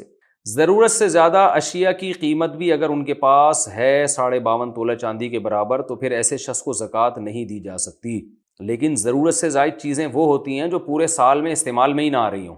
اگر کوئی بھی چیز سال میں استعمال میں آتی ہے تو وہ شریعت میں ضرورت ہی میں داخل سمجھی جاتی ہے، لہذا بہن کے پاس اگر ایسی چیزیں ہیں جو پورے سال استعمال میں ہی نہیں آتی ہیں اور ان کی ویلیو 52.5 تولہ چاندی سے زیادہ ہے، تو پھر ان کو زکوٰۃ نہیں دے سکتے۔ لیکن ان کی ویلیو تو 52.5 تولہ چاندی سے زیادہ ہے، مگر قرضہ ان بہن کے اوپر 52.5 تولہ چاندی سے بھی زیادہ قرضہ ہے، تو پھر بہن کو زکوٰۃ دے سکتے ہیں۔ ایسی صورت میں پھر وہ اپنے شوہر کو زکوٰۃ کے ساتھ تعاون کریں تو ان کی مرضی ہے، بہن کو بہرحال ایسی کنڈیشن میں زکوٰۃ دی جا سکتی ہے۔ یہودی اور عیسائی لڑکی سے نکاح کا حکم۔ یہودی اور عیسائی لڑکی سے کن صورتوں میں نکاح جائز ہے اور کن صورتوں میں ناجائز ہے؟ نیز کیا دو لڑکیوں کی گواہی میں نکاح ہو جاتا ہے یا نہیں؟ خالد صاحب پشاور سے۔ یہودی اور عیسائی لڑکی سے نکاح ایک تو ہے کہ جائز ہے یا نہیں، ایک ہے کہ نکاح ہو جائے گا کہ نہیں ہوگا۔ ہونے کے لیے شرط ہے کہ وہ یہودی اور عیسائی سچی مچی کی یہودی یا عیسائی ہو، جھوٹی موٹی کی یہودی یا عیسائی نہ ہو۔ مثلا بعض یہودی اور عیسائی آج ایسے ہیں جو صرف نام کے یہودی ہیں، وہ زبان سے کہتے ہیں کہ ہم یہودی نہیں ہیں، وہ ایتھیسٹ ہوتے ہیں یا کوئی مذہب ہی نہیں ہوتا ان کا۔ تو اگر واقعی یہودی ہے، حضرت موسیٰ علیہ السلام کو اللہ کا پیغمبر مانتی ہے، کلیم اللہ مانتی ہے، حضرت موسیٰ علیہ السلام کو تورات پر ایمان رکھتی ہے، یا کوئی عیسائی ہے جو حضرت عیسیٰ کو اللہ کا نبی مانتی ہے، بے شک بیٹا مانتی ہے، یہ ہے تو شرک، لیکن بہرحال اگر وہ نبی بھی مانتی ہے حضرت عیسیٰ علیہ السلام کو، کبھی کبھار چرچ چلی جاتی ہے، بائبل پر ایمان رکھتی ہے، تو ایسی صورت میں اس سے نکاح کریں گے تو ہو جائے گا۔ لیکن دو لڑکیوں کی گواہی کافی نہیں ہے، دو لڑکیاں اور ایک آدمی یا دو مردوں، تو صرف لڑکیاں گواہ نہیں بن سکتی، لڑکیوں کے ساتھ ایک نہ ایک بندہ، جسے پشاور کی زبان میں سڑے کہتے ہیں جہاں تک مجھے معلومات ہیں، یہ سڑا ضروری دے، تو زنانیاں کافی نہیں ہے صرف اس کے لیے، تو ایک مرد دو عورتیں یا دو مردوں۔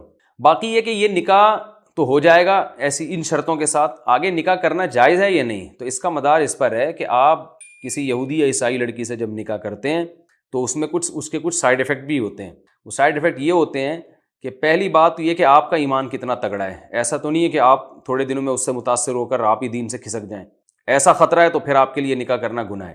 یا آپ کا ایمان تو مضبوط ہے لیکن بچے پیدا ہوں گے تو آپ کو یہ خطرہ ہے کہ آپ کی بیوی ان کو یہودی یا عیسائی بنا دے گی اور وہ چرچ لے جانا شروع کر دے گی ان کو، تو یہ بھی خطرہ اگر ہو تو پھر بھی جائز نہیں ہے۔ تو ان دونوں خطروں سے اگر آپ محفوظ ہیں کہ نہیں بھائی بچے بھی میری مرضی کے اخپل طریقے سے نہیں چلیں گے بلکہ میری مرضی کے مطابق چلیں گے اور مسجد جائیں گے اور عیسائی مذہب کو یا یہودی مذہب کو قبول نہیں کریں گے، یہ ساری چیزیں آپ کو اگر اطمینان ہو تو پھر نکاح کرنا جائز ہے، ورنہ نکاح تو ہو جائے گا مگر گناہ ملے گا۔ اور اگر یہودی یا عیسائی لڑکی نام ہی کی ہے، وہ لبرل، یہ لبرل سے میری مراد یہ ہے کہ وہ مانتے ہی نہیں عیسائیت کو، جیسے یورپ میں بہت سے عیسائی ایسے ہیں جو مانتے ہی نہیں عیسائیت کو، تو وہ پھر ایسی صورت میں عیسائی لڑکی سے نکاح نہیں ہو. لیکن ایک بات ہے کہ یہودی یا عیسائی لڑکی سے آپ شادی کریں گے اگر، تو پھر یہ بیچاری مسلمان لڑکیاں کہاں جائیں گی؟ ان کے لیے تو پہلے ہی رشتوں میں کمی ہے.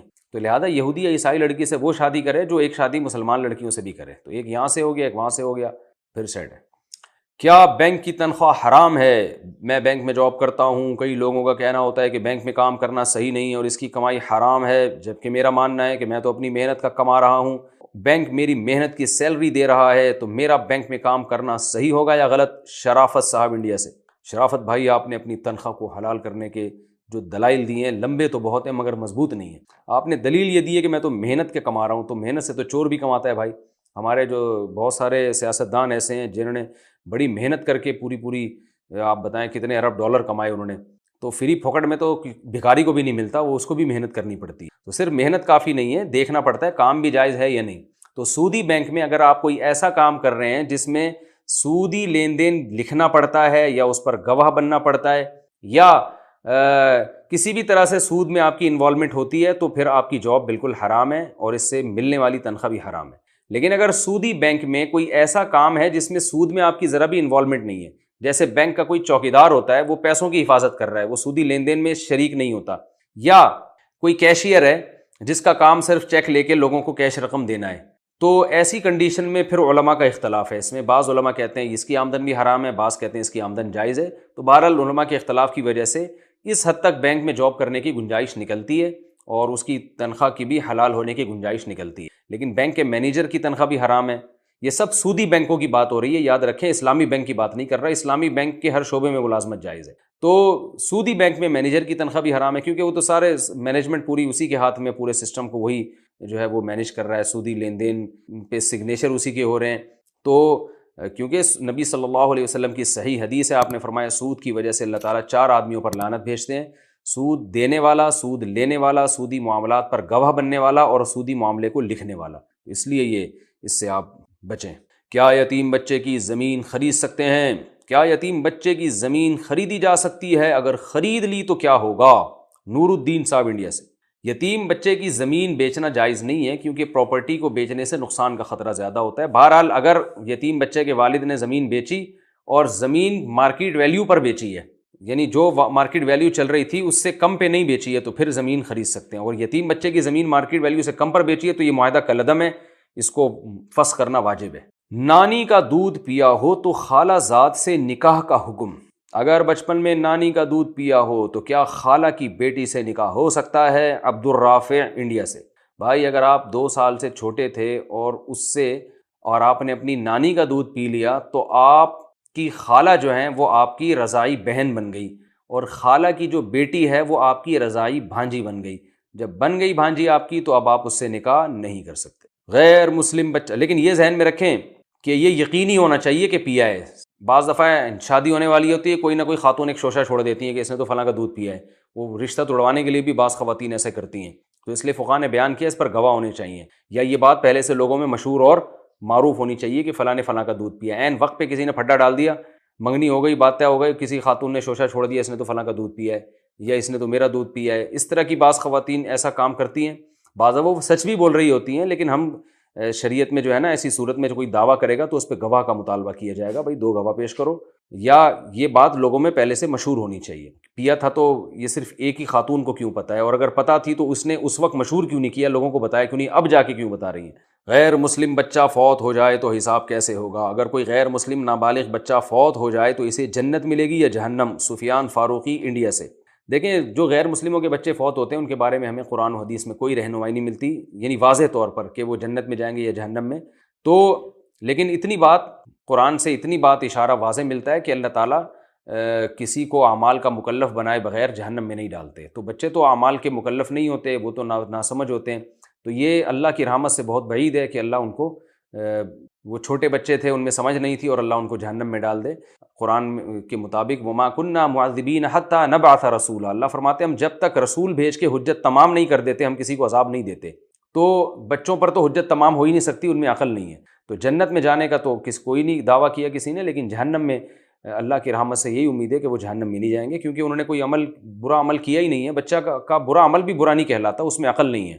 ٹخنے سے نیچے پینٹ لٹکانے کا گناہ، کیا ٹخنے سے نیچے پاجامہ رکھنے والے کے بارے میں حدیث میں جہنم کی وعید بیان ہوئی ہے؟ محمد اسلم خان ناگپور۔ حدیث میں علی الاطلاق ہے، کوئی بھی چیز جو انسان نیچے پہنتا ہے، ازار ہو یا کوئی بھی چیز ہو، تو آپ صلی اللہ علیہ وسلم نے فرمایا ما اسفل من الازار الی الکعبین ففی النار، جو بھی ایسے مرد لباس پہنے گا اور وہ ٹخنوں سے نیچے لٹکے گا تو وہ جہنم کی آگ میں۔ ایک حدیث میں آتا ہے کہ وہ تکبر کی وجہ سے جو لٹکائے، اور دوسری حدیث میں آتا ہے، صحیح مسلم کی حدیث ہے، لا یرید بذلک الا المخیلہ، جو یہ کام کرتا ہے وہ کبر ہی کی وجہ سے کرتا ہے۔ تو اس لیے راجح قول یہی ہے کہ تکبر ہو یا نہ ہو، بہرحال یہ عمل حرام ہے۔ البتہ کہیں آفس کی مجبوری ہے، کسی مجبوری کی وجہ سے کوئی یہ کام کرتا ہے تو پھر اللہ کی رحمت سے امید ہے انشاءاللہ اسے گناہ نہیں ملے۔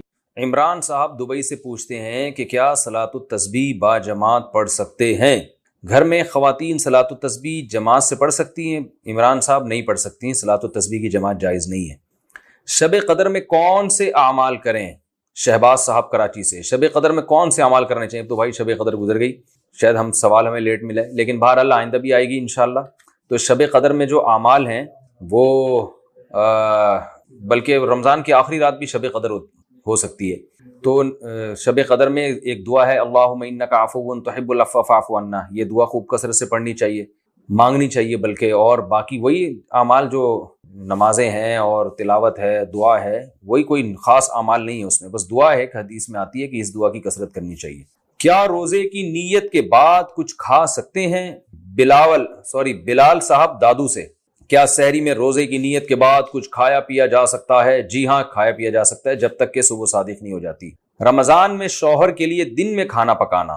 زرین کاشف فیصل آباد سے، میں اپنے شوہر کی دوسری بیوی ہوں، میری شادی کو 2 سال ہوئے ہیں، پہلی بیوی کا انتقال ہو گیا ہے جس سے شوہر کی 2 بیٹیاں ہیں، بڑی بیٹی 19 سال کی ہے، میرے شوہر اور بڑی بیٹی کو 2 سالوں سے میں نے شوہر اور بڑی بیٹی کو 2 سالوں سے روزے رکھتے نہیں دیکھا، میں ان کے لیے ناشتہ بھی بناتی اور دوپہر کا کھانا بھی بناتی ہوں اور وہ ہمارے ساتھ افطار بھی کرتے ہیں، کیا میرے لیے روزے کی حالت میں ان کے لیے خدمت کرنا جائز ہے؟ جبکہ میرا اس چیز کا بالکل بھی دل نہیں کرتا۔ نام اناؤنس نہیں ہونا چاہیے تھا ایسے موقع پہ، خیر اب ہو گیا ہے، انہوں نے لکھا بھی ہے، نام چھپایا بھی نہیں ہے۔ تو دیکھیں، شوہر اگر اور ان کی جو بیٹی ہے نا وہ روزہ نہیں رکھتے تو اصل تو یہی ہے کہ آپ ان کے لیے کھانا وانا نہ پکائیں، لیکن آپ کو اگر خطرہ ہے کہ شوہر سختی کریں گے آپ کے اوپر اور مسائل کھڑے ہو سکتے ہیں تو پھر مجبوری میں آپ بنائیں ان کے لیے کھانا اور اللہ سے دعا مانگیں کہ اللہ میرے شوہر کو ہدایت دے، اور شوہر کو محبت سے سمجھائیں بھی، ان کی ہدایت کے لیے بھی دعا کریں۔ حقیقت تو یہی ہے کہ جو روزے دار ہوتا ہے اور گھر میں کسی نے بلا شرعی عذر روزہ رکھا ہو، اس کو کھلانے کے انسان کی طبیعت مائل نہیں ہوتی۔ تبھی میں لوگوں سے یہ کہتا ہوں کہ یہ جو مزدور دن میں مزدوری کر رہے ہوتے ہیں اور روزہ نہیں رکھتے اور پھر آپ سے پانی مانگے، کھانا مانگے، تو ان کو نہ دیا کریں، ان سے کہیں کہ بھائی خود ہی پیو، خود ہی کھاؤ جا کے۔ یا کوئی بھی روزہ خور ہو جس نے شرعی عذر کے بغیر روزہ چھوڑا ہوا ہو، جب وہ رمضان میں دن میں آپ سے کھانا پانی مانگے تو نہ دیا کریں، تو کچھ غیرت کے بھی تقاضے ہوتے ہیں۔ لیکن بہرحال یہ آپ کے شوہر ہیں، آپ نہیں کریں گے تو گھریلو حالات خراب ہوں گے، اس لیے مجبوری ہے، اور شوہر کے لیے دعا بھی کریں، اللہ تعالیٰ ان کو ہدایت دے اور روزے رکھنے کی توفیق عطا فرمائے۔ سیونگ کے لیے خریدے گئے پلاٹ پر زکوٰۃ کا حکم۔ مسز محسن اسلام آباد سے، میں نے اپنے پروویڈنٹ فنڈ سے لون لے کر ایک فلیٹ خریدا ہے، اس نیت سے کہ جب بچے بڑے ہوں گے تو اس فلیٹ کو بیچ کر ان کی پڑھائی اور شادی وغیرہ کا انتظام کریں گے۔ ابھی وہ میری ملکیت میں نہیں آیا ہے، میرا ارادہ ہے کہ جب وہ میری ملکیت میں آ جائے گا تو اسے کرائے پر دے دوں گی، کیا اس پر زکوٰۃ فرض ہوگی یا نہیں؟ اگر ہوگی تو کس طرح حساب کیا جائے گا؟ دیکھیے، آپ نے فلیٹ خریدا ہے اور بیچنے کی نیت سے خریدا ہے، تو آپ اسے کرائے پہ دیں یا نہ دیں، بہرحال اس پہ زکوٰۃ ہے۔ اور یہ جو آپ نے کہا کہ ابھی میری ملکیت میں نہیں آیا، تو جب کوئی چیز خرید لی تو ملکیت میں تو آ گیا، تو ایسا معلوم ہوتا ہے کہ آپ قبضے کو ملکیت سمجھ رہی ہیں، آپ یہ کہہ رہی ہیں کہ ابھی میرے قبضے میں نہیں آیا۔ تو اگر اس کنڈیشن میں آ گیا ہے کہ جب چاہیں آپ اس پہ قبضہ کر سکتی ہیں اور جب چاہیں اسے استعمال کر سکتی ہیں، اس کنڈیشن میں آ گیا تو اس پہ زکوٰۃ واجب ہے۔ اور اگر صرف محض فائل ہے اور اس پہ آپ عملی طور پر قبضہ کرنا آپ کے لیے ممکن ہی نہیں ہے تو پھر اس پہ زکوٰۃ واجب نہیں۔ میاں بیوی کا بغیر جماعت کے ایک ساتھ نماز پڑھنا۔ میں اور میرے میاں اکثر ساتھ میں نماز پڑھتے ہیں بغیر جماعت کے، کیا اس صورت میں نماز درست ہے؟ اہلیہ جاوید انڈیا سے، یہ خلاف سنت ہے۔ جب میاں بیوی دونوں ایک ہی نماز پڑھ رہے ہیں، فرض نماز پڑھ رہے ہیں، تو ان کو چاہیے کہ وہ جماعت سے نماز پڑھیں، رسول اللہ صلی اللہ علیہ وسلم کی یہی سنت ہے، اور بلا وجہ جماعت کو چھوڑنا اچھا عمل نہیں ہے۔ حضور صلی اللہ علیہ وسلم کے صدقہ و طفیل سے دعا کرنا، کیا دعا کے اختتام پر یہ کہہ سکتے ہیں کہ یا اللہ ہماری دعا کو حضرت محمد صلی اللہ علیہ وسلم کے وسیلے یا صدقہ یا طفیل میں قبول فرما؟ کیا یہ کہنا جائز ہے؟ دلاور احمد انڈیا سے، دلاور بھائی، جب کوئی شخص یہ کہتا ہے نا اللہ نبی کے طفیل یا نبی کے وسیلے سے میری دعا قبول کر لے، تو اس سے اس کی نیت پوچھی جائے گی۔ وسیلے کا مطلب اگر یہ ہے کہ نبی کو درمیان میں واسطہ بنا رہا ہے اور نبی اللہ سے سفارش کریں گے اور یا نبی گویا اللہ سے یہ کام کروا دیں گے تو یہ تو غلط ہے. آپ تو یہاں بیٹھ کے دعا مانگ رہے ہیں, نبی صلی اللہ علیہ وسلم عالم الغیب تو نہیں ہے, اور نہ کسی پیغمبر کا اللہ پہ کوئی زور چلتا ہے کہ زبردستی کام کروا دیں. تو اس نیت سے وسیلہ یہ بالکل حرام ہے, شرک ہے, ناجائز ہے. اور اگر آپ کی نیت یہ ہے کہ نبی کے وسیلے سے, یعنی نبی کے محبت اور نبی کے تعلق کے وسیلے سے, کہ ہم نبی کے امت میں ہیں تو اللہ ہم نبی کے امتی ہیں اور تو نبی صلی اللہ علیہ وسلم سے محبت کرتا ہے تو آپ کے امتیوں کو بھی خاص رعایت کرتا ہے, تو نبی کے وسیلے کا مطلب نبی کے امتی ہونے کے وسیلے سے یا نبی سے ہمیں محبت ہے اس وسیلے سے, تو یہ پھر وسیلہ بالعمل ہی ہے اور وہ بالاتفاق جائز ہے. تو جب بھی کوئی کسی بزرگ یا نبی کے طفیل سے دعا مانگتا ہے تو نہ ہم اس کو شرک کہیں گے اور نہ ہم اس کو سنت کہیں گے یا جائز کہیں گے, ہم اس سے اس کی نیت پوچھیں گے کہ بھئی آپ کی نیت کیا ہے. تو وہ اگر وہ صحیح نیت بتائے گا تو جائز ہے, اگر غلط نیت بتائے گا تو ناجائز ہے. اور اگر اس کو کوئی نیت ہی نہیں پتا کہ اس کلام کا مطلب کیا ہے تو وہ بے وقوف ہے, احمق ہے. جس بات کا اسے مطلب ہی نہیں پتا وہ ان الفاظ سے دعا کیوں مانگ رہے ہیں. بعض لوگ کہتے ہیں اللہ نبی کے وسیلے سے میرا یہ کام کر دے, ان سے پوچھے تمہارے کیا مطلب ہے اس کا, تو کہنے پتہ نہیں کیا مطلب ہے. تو جب آپ کو ایک بات کا خود ہی مطلب نہیں پتا تو ایسے الفاظ کیوں استعمال کرتے ہیں پھر, اس لیے یہ ٹھیک نہیں ہے. اچھا بھائی, بیرون ملک غیر قانونی طور پر رہنے والوں کی کمائی کا حکم. میں انگلینڈ میں رہتا ہوں, یہاں کافی لوگ اللیگل ہوتے ہیں, یعنی انہیں گورنمنٹ کی طرف سے رہنے کی یا کام کرنے کی اجازت نہیں ہوتی. اگر ہم ان کو کوئی کام دیں تو کیا ہمارے لیے جائز ہے, اور ان کے لیے اس بارے میں کیا حکم ہے؟ فراز صاحب انگلینڈ سے. اللیگل رہنا تو جائز نہیں ہے, مگر جب کوئی رہ رہا ہو تو وہاں کوئی کام کرے گا تو وہ کام اگر بذات خود حلال ہے تو اس کی ارننگ بھی حلال ہے اور ان سے کام لینا بھی جائز ہے اور وہ سب جائز ہے. یہ ہاں رہنے کا اللیگل رہنا ایک غلط چیز ہے, اس کو بالکل اس کی اجازت نہیں دی جا سکتی, لیکن کام کی جو تنخواہ ہوگی یا کمیشن یا اجرت ہوگی اس کو حرام نہیں کہہ سکتے اگر وہ کام حرام ہے, اگر وہ کام حلال ہے. اگر کوئی اللیگل رہ کے جائز کام کرے تو تنخواہ حلال ہے, لیگل رہ رہا ہو اور کام حرام کر رہا ہے, شراب بیچ رہا ہے, تو وہ تنخواہ حرام ہو جائے گی. تو تنخواہ یا کمیشن کا تعلق اس سے نہیں ہے کہ اللیگل رہ رہا ہے یا لیگل قانونی طور پہ رہ رہا ہے, اس کا تعلق اس سے کہ کام کیا کر رہا ہے وہ. باقی اللیگل رہنا بہرحال درست نہیں ہے, وہ ایک الگ چیز ہے. مونچھیں کاٹنے کا سنت طریقہ کیا ہے؟ مونچھیں کاٹنے کا سنت طریقہ کیا روز کاٹنی چاہیے, جمعے کے دن کاٹنی چاہیے؟ فاروق صاحب انڈیا سے. بھائی جب آپ کو سہولت تو کاٹ لیں, حدیث میں آتا ہے اعف اللحا وقص الشوارب واحف الشوارب, نبی صلی اللہ علیہ وسلم نے مونچھیں کاٹنے کا حکم دیا. تو کم سے کم درجہ یہ ہے کہ جو ہونٹ کا بالائی کنارہ ہے وہ کھلا رہے, باقی بہتر یہ کہ کینچی سے کاٹ کے بالکل چھوٹی کر دی جائیں. تو جس طرح آپ کو آسانی ہو اس طرح کر لیا کریں. سب کچھ ختم, یہ الفاظ کہنے سے طلاق کا حکم. کاشف صاحب کراچی سے. کچھ عرصے پہلے میری بیوی سے لڑائی ہوئی تھی تو میں نے اسے غصے میں یہ میسج کر دیا کہ میری طرف سے سب ختم, لیکن میرا طلاق کا کوئی مقصد نہیں تھا اور میسج میں نے فوراً ڈیلیٹ بھی کر دیا. اس صورت میں کیا حکم ہے؟ دیکھیں, جب کوئی شخص میسج پہ طلاق دیتا ہے نا تو بے شک میسج وہ بیوی تک پہنچا ہو یا نہیں پہنچا ہو, فوراً ڈیلیٹ کر دیا ہو یا نہیں کیا ہو, طلاق بہرحال واقع ہو جائے گی اگر بیوی کی طرف نسبت کر کے یہ میسج لکھا ہے یا بیوی کو چاہے دل میں ہی نیت ہو. لیکن یہ جو الفاظ آپ کے تھے نا, یہ طلاق کے, اگر نیت ہوگی تو طلاق ہوگی, نیت نہیں ہوگی تو طلاق نہیں ہوگی. اگر آپ نے یہ کہ میری طرف سے سب ختم, اس میں آپ کی نیت طلاق کی نہیں تھی تو پھر طلاق واقع نہیں ہوئی ہے. تو میسج ڈیلیٹ کرنا یا نہ ڈیلیٹ کرنے سے کوئی تعلق نہیں ہے, وہ تو جب لکھ دیا تو ہو گیا. لیکن یہ جو الفاظ ہیں یہ الفاظ طلاق کے, اگر نیت ہوگی تو طلاق ہوگی. آپ کہہ رہے ہیں نیت نہیں تھی تو پھر طلاق نہیں ہوگی. کرائے پر دیے ہوئے فلیٹ پر زکوٰۃ کا حکم. ارشد صاحب لاہور سے. میرے پاس ایک دکان ہے جو میں نے کچھ عرصے پہلے خریدی تھی اور کوئی نیت طے نہیں تھی کہ اسے بیچنا ہے یا کرائے پر رکھنا ہے, لیکن خریدنے کے ساتھ ہی اسے ایک رشتہ دار کو کرائے پر دے دیا تھا. اب اس کی قیمت پر زکوٰۃ ہوگی, اس سے حاصل ہونے والے کرائے پر. قیمت پہ زکوٰۃ نہیں ہوگی کیونکہ بیچنے کی نیت سے نہیں خریدی آپ نے دکان, بے شک بعد میں بیچ بھی دیں تو کرائے پر ہوگی. جو جس دن زکوٰۃ نکالتے ہیں اس دن جتنا کرایہ بچا ہوا ہے اس پہ زکوٰۃ دے دیں, جو اس سے پہلے استعمال ہو گیا اس پہ زکوٰۃ نہیں. بیوی کی طرف سے زکوٰۃ دینے کا طریقہ کیا ہے؟ مشتاق منور کشمیر سے پوچھتے ہیں, کیا انسان اپنی بیوی کی طرف سے زکوٰۃ دے سکتا ہے؟ پہلے بیوی کو ان پیسوں کا مالک بنانا ضروری ہے یا بیوی کی طرف سے نیت کر کے ہی دے سکتے ہیں؟ مالک بنانا ضروری نہیں ہے, بیوی کی طرف سے خود بھی زکوٰۃ دے سکتے ہیں. شرط یہ ہے کہ بیوی سے اجازت لی ہو, اس کو بتائے بغیر اگر زکوٰۃ دے دی بعد میں اجازت لی تو زکوٰۃ ادا نہیں ہوگی. پہلے بتائیں کہ میں آپ کی طرف سے زکوٰۃ دے رہا ہوں, وہ خاموش رہے گی تو یہ خاموشی اس کی علامت ہے کہ وہ راضی ہے, اور ظاہر ہے ایسے موقع پہ تو بیویاں خاموشی رہتی ہیں تو وہ سمجھیں کہ پھر اجازت دی ہے. سحری میں آنکھ نہ کھلے تو روزے کا حکم. اگر سحری کے لیے نیند کی وجہ سے آنکھ نہ کھلے اور صبح دیر سے آنکھ کھلے تو روزے پر کوئی فرق پڑے گا؟ نیز اٹھنے کے بعد نیت کر سکتے ہیں. تنویر صاحب کی نیت سے. رمضان کا روزہ بہرحال واجب ہے, صرف مسافر چھوڑ سکتا ہے اور بیمار, باقی سب پہ رکھنا واجب ہے چاہے سحری میں آنکھ کھلے یا نہ کھلے. تو کیسی حالت پتلی ہونا، اگر شہری میں آنکھ نہیں کھلی ہے اور آپ کو یہ لگ رہا ہے کہ بہت مشکل ہو جائے گا روزہ گزارنا، پھر بھی روزہ رکھنا پڑے گا. تو یہ جائز نہیں ہے کہ آپ کی شہری میں آنکھ نہ کھلی تو آپ انسان کہ چلو یار آج تو مشکل ہو جائے گی. تو روزہ صرف بیمار آدمی اور مسافر وہ چھوڑ سکتا ہے. باقی جتنی بھی پیاس لگ رہی ہو، جتنی بھی بھوک کا خطرہ ہو، ایسی کنڈیشن میں روزہ نہیں چھوڑ سکتے آپ. روزہ بہرحال رکھنا پڑے گا. وہ الگ بات ہے کہ اتنی پیاس لگی یا اتنی بھوک لگی کہ مرنے یا بے ہوش ہونے کا خطرہ ہو گیا تو پھر روزہ ایسی کنڈیشن میں آ کے توڑ سکتے ہیں، چھوڑ بہرحال نہیں سکتے. تو سحری میں آنکھ کھلے نہ کھلے روزہ رکھنا پڑے گا. باقی کب تک نیت کر سکتے ہیں؟ جو ہے نا نصف النہار سے پہلے. پاکستان اور انڈیا میں تقریباً 11 بجے تک نصف النہار ہوتا ہے، 11 ساڑھے 11 چینج ہوتا رہتا ہے. تو یہ اتنا وقت ہے کہ اس سے پہلے نیت کر سکتے ہیں. ہر مہینے ایڈوانس میں زکوٰۃ دینے کا حکم.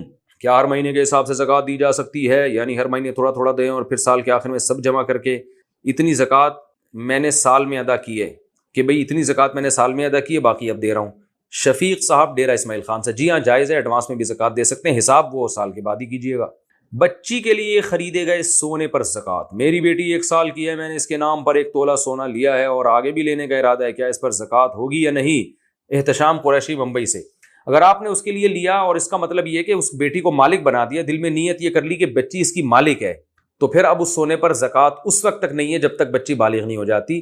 لیکن پھر وہ سونا استعمال بھی نہیں کیا جا سکتا، یہ بھی ذہن میں رکھیں. وہ بچی اس کی مالک بن گئی اور نابالغ کی کسی چیز کو تصرف میں لا نہیں سکتے. روزہ ٹوٹ جانے کے بعد دن میں کھا پی سکتے ہیں؟ کیا روزہ ٹوٹنے کے بعد مثلاً الٹی سے روزہ ٹوٹ گیا تو کیا اس کے بعد دن میں کھانے پینے کی اجازت ہوگی یا نہیں؟ شاہ رخ صاحب پشاور سے. الٹی سے روزہ نہیں ٹوٹتا، پہلے تو یہ ذہن میں رکھیں. الٹی سے روزہ 2 شرطوں کے ساتھ ٹوٹتا ہے. ایک تو منہ بھر کے الٹی کی ہو اور جان بوجھ کر خود حلق میں انگلی ڈال کے الٹی کی ہو. اگر حلق میں انگلی ڈال کے الٹی کی اور تھوڑی سی الٹی کی تو بھی روزہ نہیں ٹوٹا، اور حلق میں انگلی ڈال کے الٹی کی تھوڑی سی کی تو بھی نہیں ٹوٹا. الٹی منہ بھر کے ہوئی مگر خود سے ہوئی ہے، آپ نے نہیں کی تو بھی نہیں ٹوٹا. تو خود کی ہو جان کر اور منہ بھر کے کی ہو تو روزہ ٹوٹ جائے گا. اسی طرح آپ نے خود تو نہیں کی، ہوئی خود ہے، منہ بھر کے الٹی ہوئی مگر آپ نے اس کو نگل لیا تو بھی روزہ ٹوٹ جائے گا. تو جب بھی غلطی سے جان کر اگر روزہ توڑا ہے تو پھر تو 60 روزوں کا کفارہ ہے، اگر کھانے پینے سے روزہ توڑا یا جمع کرنے سے. لیکن اگر غلطی سے روزہ ٹوٹ گیا، دیکھیں بھولے سے ٹوٹے گا تو روزہ ٹوٹتا ہی نہیں ہے. بھولے سے کھانا کھا لیا، پتہ ہی نہیں تھا، یاد ہی نہیں تھا روزہ ہے.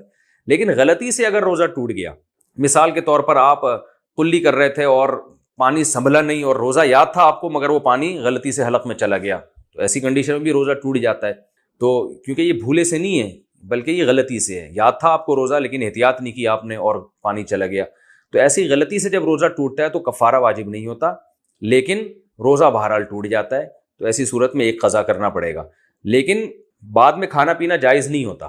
یعنی اگر آپ کا غلطی سے روزہ ٹوٹ گیا کسی مسٹیک سے، جیسے آپ شاور لے رہے تھے، نہا رہے تھے اور پانی ایک دم منہ میں چلا گیا، یا سوئمنگ کر رہے تھے روزے کی حالت میں منہ باہر نکال کے لیکن وہ غلطی سے ڈبکی لگ گئی اور پانی پیٹ میں چلا گیا، تو روزہ تو ٹوٹ جائے گا. لیکن ایسی کنڈیشن میں کھانا پینا پھر بھی جائز نہیں ہوتا. روزے داروں کی طرح رہنا بہرحال لازم ہوتا ہے اور اس میں آپ کھا پی نہیں سکتے، بعد میں قضا بھی کرنی پڑے گی. صدقہ فطر کس پر واجب ہے؟ فطرانہ کن لوگوں پر واجب ہے؟ کیا صدقہ فطر کی رقم اس کو دی جائے گی جسے زکوٰۃ دی جاتی ہے؟ صالح صاحب راولپنڈی سے. جی ہاں، صدقہ فطر اسی کو دی جائے گی جو زکوٰۃ کا مستحق ہے. واجب کس پر ہوتا ہے؟ بھائی زکوٰۃ کا نصاب 4 چیزیں ہیں: سونا، چاندی، مال تجارت اور کیش رقم. یہ 52.5 تولہ چاندی کے برابر ہوں تو زکوٰۃ واجب ہے. اور فطرے کے لیے ضروری ہے کہ 5 چیزیں، یعنی ضرورت سے زائد سامان بھی اس میں ایڈ کر لیں. ضرورت سے زائد سامان وہ چیز ہے جو پورے سال بھی استعمال میں نہ ہو. تو کوئی ایسی چیز جو پورے سال بھی استعمال میں نہیں آ رہی تو اس کی بھی قیمت اس میں ایڈ کر لیں. تو ان 5 چیزوں کا مجموعہ جب 52.5 تولہ چاندی کے برابر ہوگا تو آپ پر قربانی بھی واجب ہے اور صدقہ فطر بھی واجب ہے. تو اور زکوٰۃ کے لیے 4 چیزیں. جس پہ صدقہ فطر واجب ہوتا ہے یا قربانی واجب ہوتی ہے وہ زکوٰۃ لے نہیں سکتا. اچھا بھائی، احتلام سے کیا روزہ ٹوٹ جاتا ہے؟ شاہ رخ صاحب پشاور سے. کیا دن میں سوتے ہوئے احتلام ہو جائے تو روزہ ٹوٹ جائے گا یا نہیں؟ اگر نہیں ٹوٹے گا تو غسل میں منہ میں پانی کس طرح لیں یا پھر افطار کے بعد غسل کیا جائے؟ احتلام سے روزہ نہیں ٹوٹتا اور غسل کرنا فرض ہے کیونکہ نماز چھوڑنا تو جائز نہیں ہے. تو اس میں یہ ہے کہ غرارے نہ کیے جائیں غسل کے دوران، لیکن منہ بھر کے قلی کی جائے. اچھی طرح سے قلی کر لیں بس کافی ہے، غرارے نہ کریں. تراویح میں امام کے رکوع کا انتظار کرنا کیسا ہے؟ ہماری مسجد میں امام صاحب جب تراویح کی 2 رکعت سے سلام پھیرتے ہیں تو بعض لوگ اتنی دیر تک بیٹھے رہتے ہیں کہ امام صاحب اگلی رکعت کی قرات بھی مکمل کر لیتے ہیں اور رکوع میں جانے والے ہوتے ہیں. ان کا طرز عمل کیسا ہے؟ محمد صہیب کوئٹہ سے. جی ہاں، بہت علاقوں میں ایسا ہوتا ہے، پیچھے بیٹھ کے انتظار کرتے رہتے ہیں، جیسے امام رکوع میں گیا بھاگتے ہوئے آ جاتے ہیں. تو یہ طریقہ بالکل خلاف سنت ہے، لیکن نماز بہرحال ہو جائے گی. اور اگر کوئی بہت زیادہ تھک گیا ہے بیچارہ گھٹنے میں درد ہو رہا ہے تو اس کو چاہیے بیٹھ کے نیت کر لے، پھر امام کے ساتھ شریک ہو جائے. تو پھر بھی اگر کوئی رکوع میں بھی شریک ہوتا ہے تو بھی جائز ہے، اس کو گناہ نہیں کہہ سکتے، لیکن بہتر نہیں ہے. لاک ڈاؤن میں عید کی نماز کا طریقہ. لاک ڈاؤن میں عید کی نماز گھر پر کیسے پڑھیں؟ عزیز اللہ صاحب کو سے گھر پہ ہماری رائے یہی ہے، حضرت مفتی تقی عثمانی صاحب کی بھی یہی رائے ہے، ان کا فتویٰ بھی یہی ہے کہ عید اور جمعے کی نماز ان حالات میں گھروں پہ جائز نہیں ہے. مسجد میں شرکت کر سکتے ہیں تو ٹھیک ہے، ورنہ جمعے کی بجائے تو ظہر کی نماز پڑھیں اور عید کے بجائے نوافل پڑھ لیں. آپ وہ عید کی نیت سے نہیں ہوں گے، ویسے ہی نوافل ہوں گے. لیکن سعودی عرب میں حکومت نے سنا ہے کہ آرڈر دیا ہے کہ گھروں میں عید کی نماز پڑھی جائے، تو وہاں حکومتی حکم کی وجہ سے نماز پڑھنے کی گنجائش ہوگی. اس پر میں تفصیلی کلپ بھی ایک ریکارڈ کروا چکا ہوں. زکوٰۃ کی رقم تھوڑی تھوڑی کر کے دے سکتے ہیں. محمد عرفان بلوچستان سے. میری مثال کے طور پر 80-90 ہزار روپے زکوٰۃ بن رہی ہے اور پیسے میں نے نکال کے رکھ لیے ہیں، تو کیا میں ان کو ہر مہینے تھوڑا تھوڑا کر کے دے سکتا ہوں یا ساری رقم ایک ساتھ دینی ہوگی؟ تھوڑا تھوڑا کر کے بھی دے سکتے ہیں محمد عرفان صاحب، ایک ساتھ دینا ضروری نہیں ہے. جن ملکوں میں سورج غروب نہیں ہوتا وہ روزہ کیسے رکھیں بھائی؟ اب تو رمضان گزر گیا، اب تو ان کو بولو اگلے سال پوچھیں. عشر کسے کہتے ہیں؟ یہ حامد رضا نے ناروے سے پوچھا تھا. بیچاروں نے ہو سکتا ہے رمضان سے پہلے پوچھا ہو، پہنچا وہ میرے پاس. چلے اگلے سال کے لیے میں بتا دوں گا. ویسے میرا یوٹیوب پہ اس بارے میں کلپ موجود ہے کہ جہاں 6 مہینے دن 6 مہینے راتیں یا 22 گھنٹے کے دن اور ہوتے ہیں تو وہ روزہ کیسے رکھیں، یوٹیوب پہ آپ سرچ کر سکتے ہیں. ورنہ اگلے سال انشاءاللہ اس کو ہم اور ڈیٹیل سے بتا دیں گے. عشر کسے کہتے ہیں؟ عشر کے بارے میں وضاحت فرما دیں کہ عشر کیا ہوتا ہے. عادل حسین خان کشمیر سے. عشر یہ ہوتا ہے کہ جب بھی آپ کی پیداوار کٹتی ہے تو شریعت نے ہمیں حکم دیا ہے کہ اگر سال کے اکثر حصے بارش کے پانی سے وہ کھیتی سیراب ہوتی تھی تو پھر آپ اس میں سے 10واں حصہ جتنا بھی ہے نا، اس میں 10% وہ اللہ کا حق ہے، وہ غریبوں اور مسکینوں کے لیے، چاہے تو وہ پیداوار دے دیں یا اس کی قیمت دے دیں. اور اگر زمین کے پانی سے زیادہ تر سال میں زیادہ تر زمین کے پانی سے، کنویں سے، ٹیوب ویل سے سیراب کرتے ہیں اس کو، تو پھر 20واں حصہ وہ جو ہے یعنی 5% وہ آپ اللہ کے راستے میں دے دیں. وہ جب بھی پیداوار نکلے گی، ہر دفعہ شریعت میں یہی حکم ہے، اس میں سال گزرنا ضروری نہیں ہے. وہ جب بھی پیداوار نکلے گی 10واں یا 20واں حصہ یعنی 10% یا 5% وہ اللہ کا حق ہے، غریبوں کا حق ہے، وہ دینا اسلام میں ضروری ہے. کیا مرد گھر میں اعتکاف کر سکتے ہیں؟ شاہ گربن تسلیم انڈیا سے. کیا لاک ڈاؤن میں مرد حضرات گھر میں اعتکاف کر سکتے ہیں؟ نہیں کر سکتے. مرد کے لیے گھر میں اعتکاف جائز نہیں ہے.